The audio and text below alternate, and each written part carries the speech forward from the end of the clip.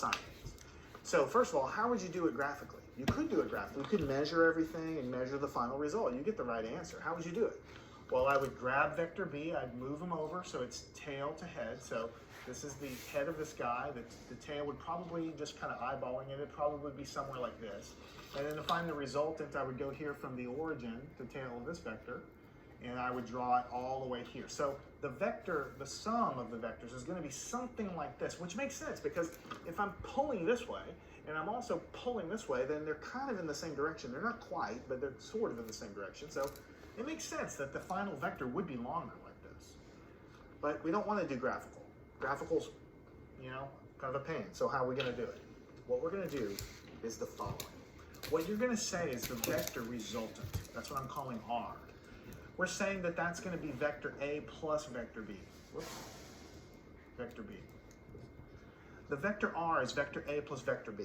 But more importantly than that, what you really need to internalize and make sure you understand is that the x component of R, the x component of that resultant, is equal to the x component of A plus the x component of B, which is what I told you verbally when we started. And then separately over here, so I'll put, I'll just put it like this. For the resultant vector, the y component of the resultant vector is equal to the y component of vector A plus the y component of vector B.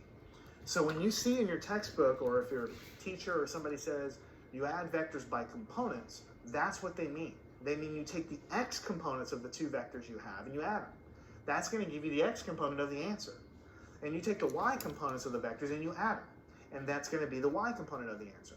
Now I only have two vectors here, but this process works no matter how many vectors you have.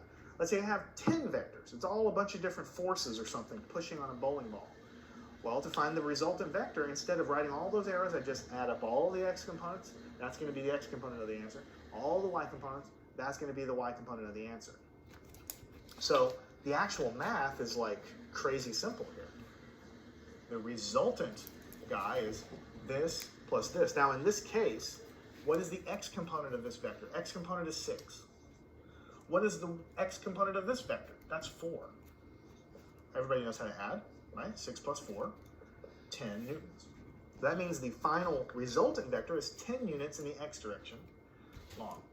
Now, for the y components, the y component of A is 2, and the y component of B is 4. Everybody knows how to add, so you see physics isn't that hard. If you know what to do, it's just addition, 6 newtons. So what I want to do now is I want to draw this. What would this look like to, number one, show you how you put it all together, and number two, prove to yourself that it actually does add these vectors together. So what does the resultant look like? If I draw the summation, which is the resultant vector here, what do I get? X and Y. We're saying the x component is 10 units long. So let me go and we'll do it in blue just to keep it separate. 1, 2, 3, 4, 5, 6, 7, 8, 9, 10. So we're 10 units long that way, 6 units up. 1, 2, 3, 4, 5, 6. So I'm going to try my best to put a dot. 10 units in x, and then 6 units up. And so what I'm going to get, hopefully if I can draw a straight line, that's not a straight line. But anyway, you get the idea. It's pointed straight like this, and then if you project down, the resultant x is 10 newtons.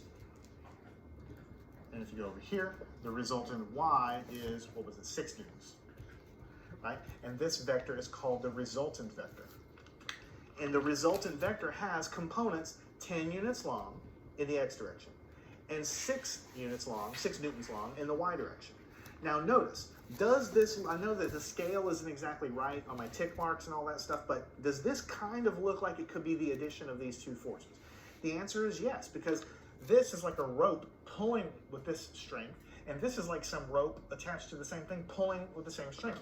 These guys were kind of lined up more or less in the same direction. This one was higher, but it was more or less the same direction. So we expect the resultant to be kind of in that direction. That's what it is.